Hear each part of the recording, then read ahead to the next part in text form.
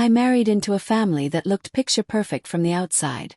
A glossy, Hallmark card of coordinated holiday photos and boisterous reunions. But as with most things too shiny to be real, the cracks started showing soon after Alex and I exchanged vows.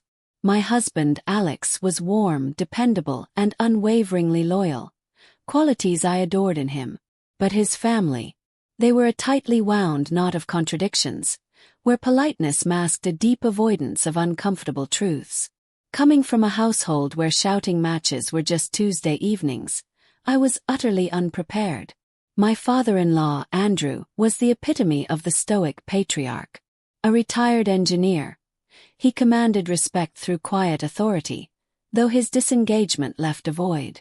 Laura, his second wife and the family's self-appointed peacekeeper, was an outsider like me.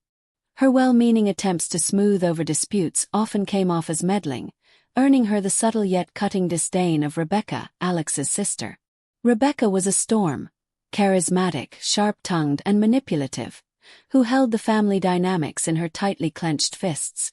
Her husband, Nate, seemed content playing her shadow, while Ryan, Alex's younger brother, floated on the edges, occasionally pulled into Rebecca's orbit but never lingering long enough to be scorched. When I first joined the fold, I tried to fit in. I'd smile at Laura's overly enthusiastic hosting, nod at Andrew's long-winded anecdotes about the golden days, and dodge Rebecca's thinly veiled barbs about my career or housekeeping skills. Alex reassured me Rebecca's hostility wasn't personal. She was like that with everyone, he said. At first, I believed him, brushing off her snide remarks as a test. But Rebecca's cunning was less a personality quirk and more a skill honed to perfection. Rebecca had a way of making everything orbit her. During one family dinner, she commandeered the conversation, weaving a tale about how she single-handedly saved her child's school play from ruin. Her dramatics were exhausting, but the room hung on her every word. Meanwhile, her husband Nate hovered near the doorway, wearing the glazed expression of someone accustomed to being an afterthought. Her children, two wild tornadoes, ran unchecked, crashing into furniture and demanding attention. She seemed to weaponize their chaos, scolding Laura for not child-proofing her home and blaming Nate for every tantrum. It wasn't until one of them appended a glass of wine onto Laura's pristine white sofa that Rebecca finally feigned concern. I began to notice patterns. Rebecca would call family meetings, pretending to seek advice, only to dominate the discussion with her grievances.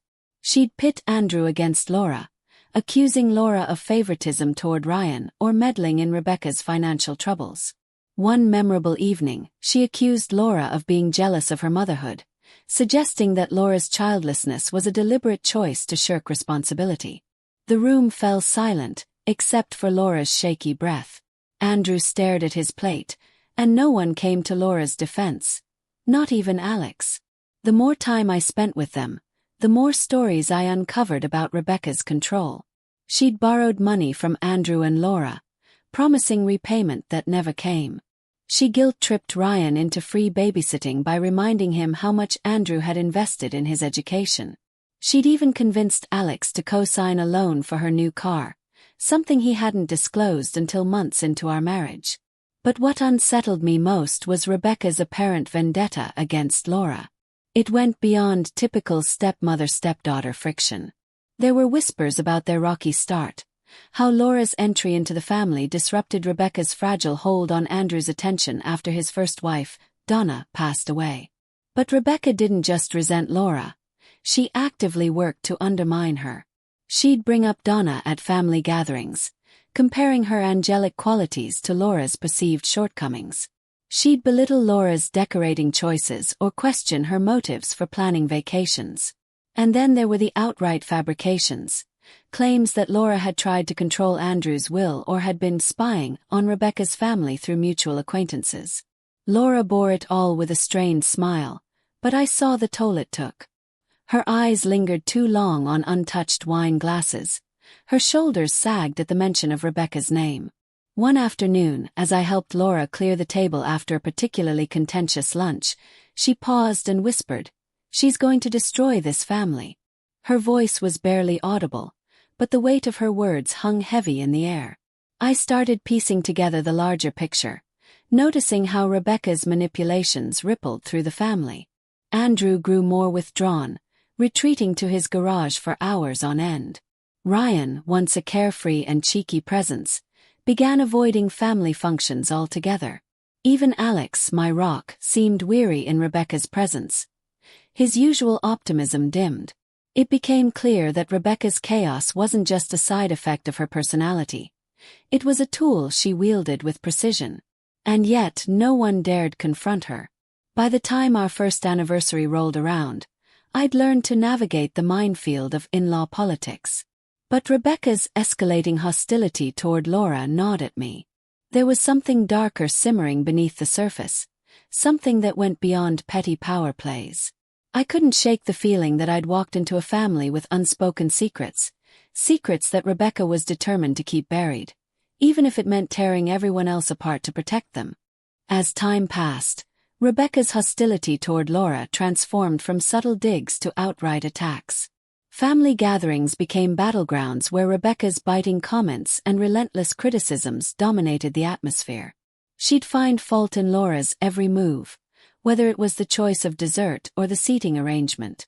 What began as underhanded remarks about Laura's lack of biological children evolved into cruel, personal insults designed to humiliate her in front of everyone. During one dinner, Rebecca loudly speculated whether Laura's inability to conceive was due to her age or simply bad karma, laughing as though it were a joke. The table fell silent, and Laura's face turned pale. Andrew looked away, focusing intently on his steak, while the rest of us pretended not to notice. Rebecca's reign of chaos wasn't limited to Laura. Her marriage to Nate was a toxic, tangled web of dependency and manipulation. Nate's easygoing nature made him an ideal scapegoat for Rebecca's frustrations. She'd criticize him mercilessly in public, pointing out his lack of ambition or inability to manage finances, while painting herself as the one keeping their family afloat. Behind closed doors, though, it was clear she relied on him for much more than emotional support. Nate catered to her every whim, running errands, managing the children, and absorbing the brunt of her anger. Yet, he remained fiercely loyal, always defending her when others dared to speak out. It was as if he'd convinced himself that enduring her abuse was his way of proving his love. The impact of Rebecca's behavior rippled through the family, with Ryan bearing the brunt of it in unexpected ways. Once a confident and lively presence, Ryan began withdrawing from the family dynamic. His bright energy dimmed. He avoided meals, claiming he wasn't hungry, and spent more time isolated in his room. When I gently asked Alex about it, he brushed it off, saying Ryan was just going through a rough patch. But it was more than that. At a family barbecue, I noticed him picking at his food, meticulously cutting it into tiny pieces but never eating. Rebecca, ever observant, seized the moment to comment on Ryan's weird eating habits, loudly suggesting he was trying to stay skinny for Instagram. Everyone chuckled awkwardly, but Ryan's face burned red, and he disappeared shortly after. Later, I learned that Ryan had been struggling with an eating disorder, a fact Rebecca exploited whenever it suited her. She'd use it as a weapon in arguments, accusing Laura or Andrew of enabling him, or twisting it to highlight her own supposed strength as a mother. Ryan's struggles were just another pawn in Rebecca's game, a tool she wielded to control the narrative and deflect attention from her own flaws. It was heartbreaking to watch, especially since Andrew, the family's so-called patriarch, remained silent through it all. His avoidance of confrontation was infuriating. He'd retreat to his workshop or mumble something about not wanting to take sides whenever Rebecca's behavior was questioned. His inaction only emboldened her further, reinforcing the idea that she could act without consequences. The breaking point came during a family weekend trip, a rare occasion when everyone was under the same roof for more than a few hours. Tensions were high from the start, with Rebecca commandeering the itinerary and snapping at anyone who deviated from her plans. On the second night, during what was supposed to be a relaxing group dinner, Rebecca launched into a tirade about Laura's lack of contribution to the family. She accused Laura of freeloading off Andrew and implied that Laura was only interested in the family's wealth. Her words were venomous, calculated to wound deeply. Laura's composure cracked, and she excused herself from the table, her eyes glistening with unshed tears. The room was heavy with tension, but no one spoke up. Andrew stared at his wine glass, Nate shifted uncomfortably in his seat, and even Alex avoided my gaze. I felt a surge of anger and disgust at their collective silence. For years, Rebecca had torn through this family like a hurricane, leaving emotional wreckage in her wake. And for years, everyone had stood by, complicit in their refusal to act. I couldn't do it anymore. That night, as I lay awake in bed, I made a decision. I wasn't going to let Rebecca's toxicity seep into my life any further. Cutting ties with her felt like breaking an unspoken family rule, a taboo that no one dared to challenge. But I couldn't ignore the damage she'd done, not just to Laura but to everyone around her. Rebecca thrived on the family's silence, on their unwillingness to confront her. It was time someone broke that cycle, even if it meant becoming the villain in their eyes. The next morning I pulled Alex aside and told him how I felt. He looked torn, caught between loyalty to his family and the reality of what Rebecca had become. I knew it wouldn't be easy for him to take a stand, but for the sake of our own peace, it was a step we needed to take. The fallout was inevitable, but as I watched the sunrise that morning, I felt a sense of clarity I hadn't felt in years. Rebecca's reign over this family wasn't invincible, and I was ready to prove it. The aftermath of my decision to distance myself from Rebecca was immediate and chaotic. Predictably, she didn't address me directly but instead funneled her outrage through Nate, who confronted me the very next day. He arrived at our doorstep, his expression caught between embarrassment and anger, delivering a well-rehearsed monologue that painted Rebecca as the true victim. According to him, my actions were divisive, undermining family unity and causing unnecessary drama. I could see the exhaustion in his eyes, the strain of defending Rebecca's indefensible behavior, but he was too entrenched in her web to break free. Despite the confrontation, I remained firm. I refused to apologize or backpedal, calmly stating that I wasn't willing to subject myself to Rebecca's toxicity anymore. Nate's voice faltered, and he eventually left, muttering something about how Rebecca was just misunderstood. I closed the door, my hands trembling, but I felt a spark of resolve. This wasn't just about Rebecca anymore. It was about reclaiming a sense of sanity in a family that had long normalized dysfunction. The family's reaction was a mixed bag, as I had expected. Laura's silent nod when I told her spoke volumes. She didn't openly agree with my decision, but the relief in her eyes said enough. Ryan, though he didn't comment, subtly began to drift closer to me during family gatherings, as if silently aligning himself with my stance. Andrew, on the other hand, was visibly uncomfortable. His already limited engagement with family dynamics became even more detached, and he avoided me entirely during the next family dinner. Alex's role in all this was perhaps the most complicated. While he supported me privately, he struggled to fully back my stance in public. He'd grown up in this environment, where loyalty was prized above all else, and going against his family felt like a betrayal of his upbringing.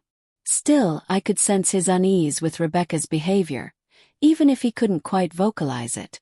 Despite my efforts to shield myself, Rebecca's antics escalated. Her manipulation took on a new edge, now aimed at painting me as the instigator of all the family's problems. At a birthday celebration for Andrew, she loudly lamented the rift I had caused, her voice quivering with faux sincerity. She framed my decision as an attack on the entire family, not just her, cleverly positioning herself as a victim of my alleged hostility. Andrew's expression remained neutral, but the discomfort was palpable. Laura excused herself early, and Ryan's presence was noticeably absent. Rebecca's favorite tactic, however, was using her children as emotional leverage. She began emphasizing their confusion over why Aunt Jessica didn't love them anymore. At one gathering, her youngest ran up to me, tearfully asking why I didn't visit them as often. The setup was obvious, but it still stung. Rebecca hovered nearby, a smug expression barely concealed as she watched me flounder for a response. Her ability to weaponize even her children's innocence was both infuriating and heartbreaking. Through all of this, my resolve began to waver. The weight of the family's tension was heavy, and I found myself questioning whether I had done the right thing. Alex tried to reassure me, but his words often felt like they were more for his own benefit than mine. He struggled to reconcile his loyalty to me with his ingrained obligation to his family. It created an unspoken strain between us, one that neither of us wanted to address directly. I couldn't help but feel isolated, caught in the crossfire of a battle I hadn't intended to start. Rebecca, meanwhile, was thriving in the chaos she'd created. She continued to pull Andrew's strings, ensuring his silence and passive complicity. Laura, though supportive in her own way, seemed increasingly fragile, retreating further into herself as Rebecca's hostility wore her down. Ryan, despite his quiet alignment with me, remained hesitant to speak out, his struggles with his own demons leaving him ill-equipped to handle the fallout. Even Nate, who once served as Rebecca's shield, began showing signs of cracking under the pressure. The turning point came during a family barbecue hosted at Rebecca's house. It was meant to be a casual affair, but the tension was palpable from the moment we arrived. Rebecca, in her typical fashion, orchestrated the event to ensure she remained the center of attention. She loudly criticized Laura for bringing a store-bought dessert, pointedly ignoring the fact that Laura had been juggling work and caregiving responsibilities. When Ryan accidentally knocked over a plate, she pounced on him, berating him for being clumsy and making a scene. But the final straw came when Rebecca decided to air her grievances publicly. As everyone sat around the fire pit, she launched into a dramatic monologue about how difficult it had been to keep the family together in the face of certain people's divisive actions. Though she never mentioned me by name, the pointed looks and exaggerated sighs made it clear who she was referring to. Her children, clearly coached, chimed in with comments about how much they missed family time, their voices tinged with rehearsed sadness. It was a masterclass in manipulation, and for a moment I felt myself falter. The guilt, the pressure, the weight of the family's collective discomfort all threatened to crush me. But then I saw Laura, sitting quietly at the edge of the circle, her hands clenched tightly in her lap. I saw Ryan staring at the ground, his shoulders hunched as if trying to disappear. And I saw Alex, torn and conflicted, but still standing by my side. In that moment, I realized that staying silent wasn't an option anymore. Rebecca thrived on the family's unwillingness to confront her, on their fear of upsetting the delicate balance she had constructed. But I wasn't afraid anymore. If speaking out made me the villain in Rebecca's narrative, then so be it. The cost of silence was too high, and I wasn't willing to pay it any longer. Laura's attempt to mend the fractures in the family came as both a surprise and a heartbreak. Her decision to write Rebecca a heartfelt letter seemed desperate, almost futile, but it spoke volumes about her character.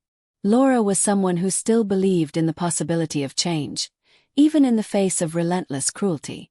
In the letter, she poured out years of unspoken feelings, recounting her struggles to be accepted into the family and her unwavering love for Andrew.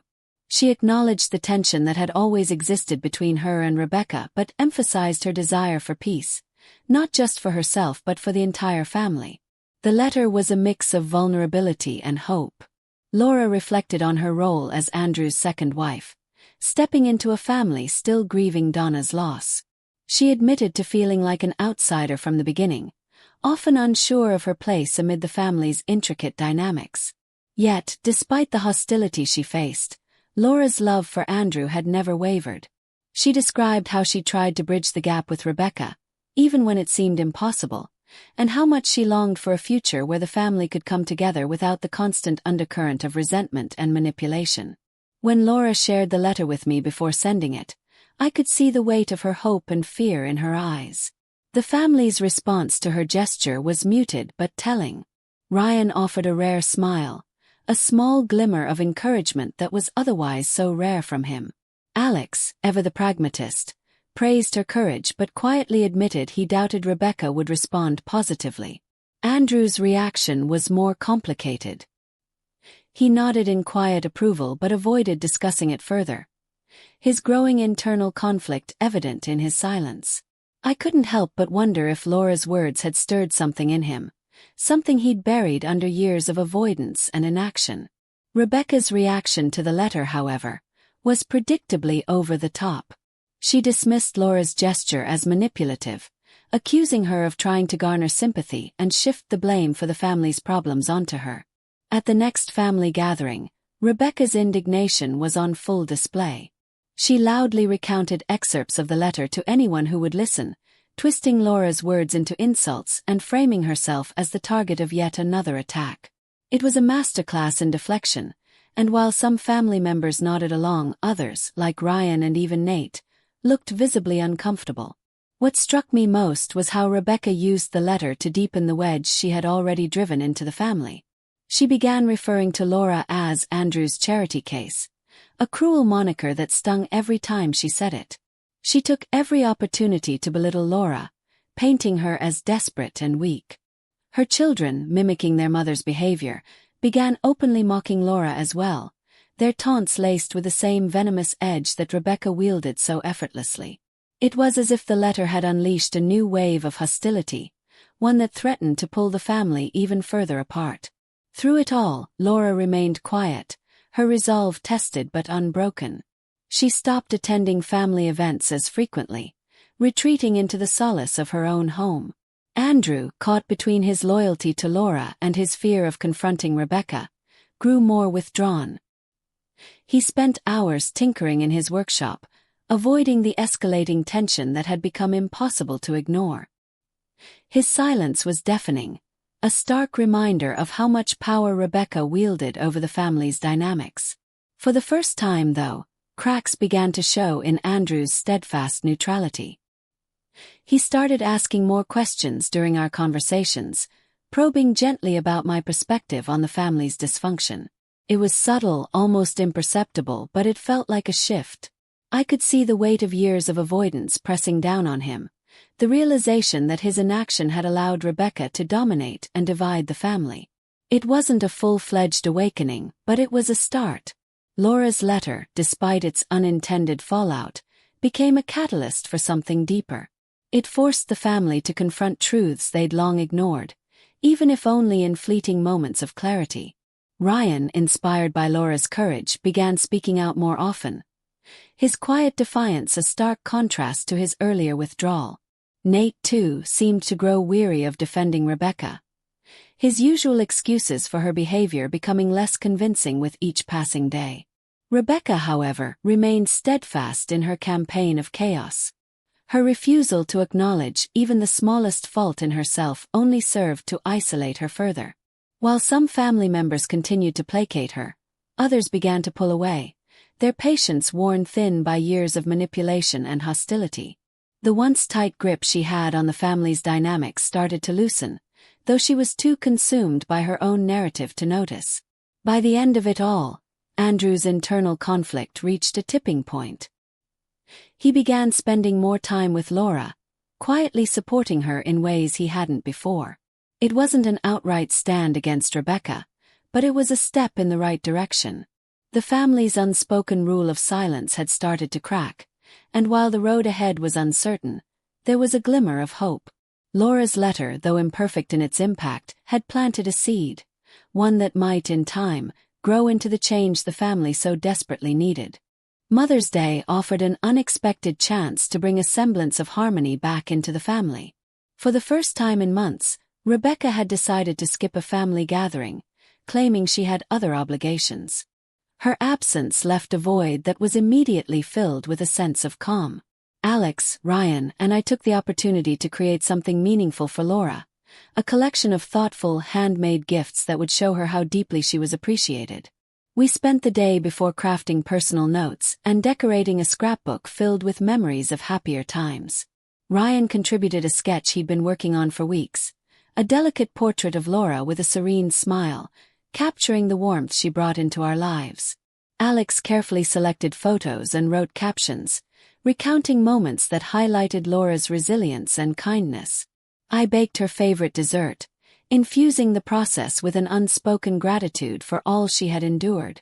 When we presented the gifts to Laura, her reaction was overwhelming. Tears brimmed in her eyes as she clutched the scrapbook, flipping through each page with a mixture of joy and disbelief. It was a moment of pure connection, untainted by Rebecca's ever-present shadow. The atmosphere that day was unlike anything we had experienced in years.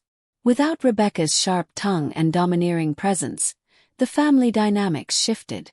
Conversations flowed freely, laughter rang out without hesitation, and even Andrew seemed more at ease.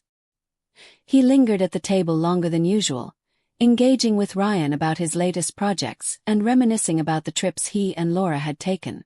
There was a lightness in the air, a fragile glimpse of what the family could be without the constant strain of Rebecca's influence. Watching Andrew that day, I noticed something I hadn't seen before, a hint of regret. He observed Laura with a quiet intensity, as if seeing her for the first time in years. When she excused herself to grab something from the kitchen, his gaze lingered on the gifts she'd left behind, his fingers tracing the edge of the scrapbook. It was as if he were finally beginning to grasp the depth of her impact on the family, and the toll Rebecca's hostility had taken on her. For the first time, I saw cracks in his stoic facade, the weight of his inaction pressing heavily on him. Ryan, too, seemed to bloom in Rebecca's absence. He joined Alex and me in the kitchen, sharing stories and even cracking a few jokes. The tension that usually clouded his demeanor had lifted, and there was a spark of the old Ryan I remembered from my early days with the family. He spoke openly about his struggles, hinting at the relief he felt being away from Rebecca's judgmental gaze. It was a reminder of what had been lost, but also of what could still be salvaged. The turning point came later that evening, when Andrew approached me as I was tidying up. His expression was unreadable, but there was a weight to his presence that made me pause. He asked me how Laura had been holding up, his tone uncharacteristically soft. I told him the truth, that she was strong but tired, and that she deserved more than the constant battle she'd been fighting. Andrew nodded, his silence heavy with contemplation. Though he didn't say much, I could sense the gears turning in his mind, the realization that his passivity had enabled Rebecca's behavior for far too long. That night, as Alex and I sat on the porch, I brought up the day's events. I told him how much it had meant to see Laura happy, even if just for a little while, and how different the family felt without Rebecca's presence. Alex agreed, but there was a hesitance in his voice that I couldn't ignore.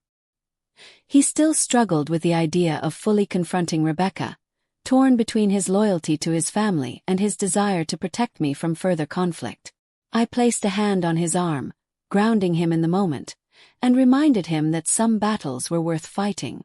The family couldn't move forward if they kept tiptoeing around Rebecca's chaos. It wasn't just about me or Laura anymore. It was about everyone finding peace. The quiet but impactful moment lingered as Alex looked out into the night, his brow furrowed in thought.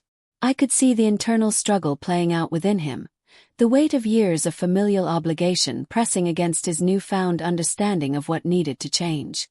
It was a difficult road ahead, but I felt a flicker of hope. For the first time, it felt like we were standing at the edge of a turning point, one that could reshape the family dynamics forever. Rebecca's reaction to the Mother's Day gathering was as volatile as expected. The moment she learned about the celebration and the gifts for Laura, her fury spilled onto social media. Her posts were thinly veiled rants about fake family members and two-faced women who thrived on excluding her. While she didn't name names, the intent was clear, and the comments from her close friends, "You're too good for them," only fueled the fire. Privately, she targeted family members with snide texts and passive-aggressive remarks, accusing them of orchestrating a conspiracy to push her out. It was a calculated attempt to regain control through guilt and intimidation. But this time, the family didn't crumble under her manipulation. Andrew, uncharacteristically resolute, finally decided to confront Rebecca. It wasn't a dramatic showdown but a quiet, deliberate conversation that carried years of suppressed frustration. He reminded her of the chaos she had sown and how it had fractured relationships within the family. He spoke of Laura's kindness and resilience, how she had tried to bridge the gap despite Rebecca's hostility, and how the Mother's Day gifts were a testament to the positive influence Laura had brought into their lives. For the first time, Andrew didn't skirt around the issue or attempt to placate Rebecca. He laid out the damage she had caused and made it clear that things couldn't continue as they were. Rebecca's response was a mix of denial and deflection. She accused Andrew of taking sides, of undermining her role as his daughter. But Andrew remained firm, his voice steady as he reiterated that her behavior had driven the family to its breaking point. He ended the conversation with an ultimatum. Unless Rebecca could acknowledge her actions and make genuine efforts to change, she would no longer be welcome at family gatherings. The words seemed to stun her, leaving her momentarily speechless.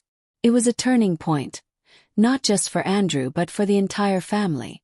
Nate's reaction was more complex. While he had long been Rebecca's most loyal defender, cracks in his resolve had begun to show. Her relentless outbursts and refusal to take responsibility had strained their marriage to the brink. After Andrew's confrontation, Nate found himself questioning the dynamic he had once accepted without hesitation. He attempted to mediate, urging Rebecca to reflect on her actions, but his words fell on deaf ears. When she dismissed his concerns and accused him of betraying her, something in Nate shifted. For the first time he pushed back, warning Rebecca that her behavior was jeopardizing not just her place in the family but their relationship as well. The threat of divorce hung in the air, unspoken but undeniable, and Rebecca's expression betrayed a flicker of fear. The fallout from these events rippled through the family. Laura, relieved but cautious, approached the situation with her characteristic grace. She expressed her gratitude to Andrew for finally taking a stand, though the scars of Rebecca's attacks would take time to heal. Ryan, emboldened by the shift in dynamics, began to find his voice, participating more actively in family discussions and sharing his perspective without fear of ridicule. Even Alex, who had often struggled with the weight of familial loyalty, seemed lighter, more willing to prioritize the well-being of those who genuinely contributed to the family's happiness. Still, not everything was resolved.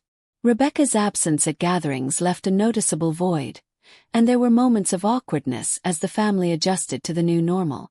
Nate's struggle continued, torn between his love for Rebecca and the growing realization of her toxicity. He attended family events without her, his presence a quiet acknowledgement of the distance growing between them.